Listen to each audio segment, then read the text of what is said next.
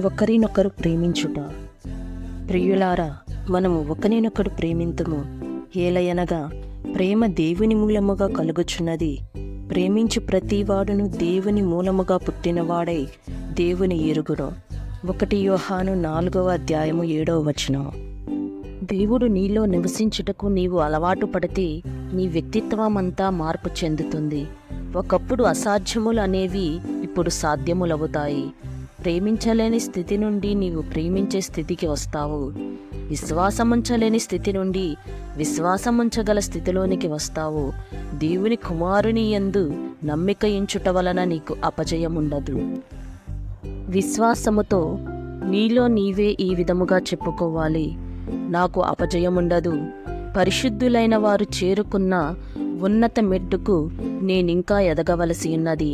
వారి స్వాస్యాన్ని నేను సంపాదించుకోవాలి. దేవుని చిత్త ప్రకారం జ్ఞానము కొరకు ప్రార్థించి పరిపూర్ణతలోనికి చేరుతాను.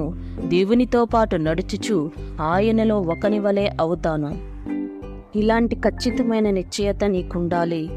దేవుని ప్రేమతో నింపబడి ఆయన పరిశుద్ధతను అలంకరించుకుంటేనే నీకు క్రీస్తు పోలిక కలుగుతుంది.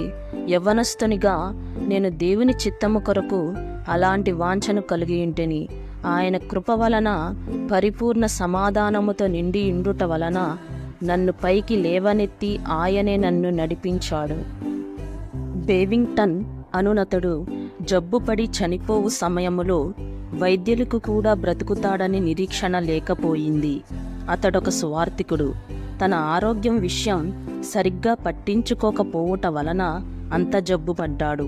ఆ సమయములో అతడు అందరూ తన గది నుండి వెళ్ళవలసినదని కోరాడు.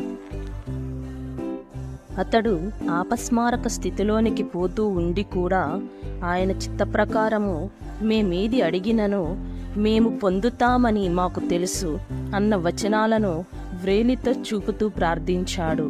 అంతే, ఆపస్మారక స్థితిలో నుండిన వాడు తిరిగి అకస్మాత్తుగా స్మారకంలోనికి వచ్చి వెంటనే పరుపు మీద నుండి దూకినాడు.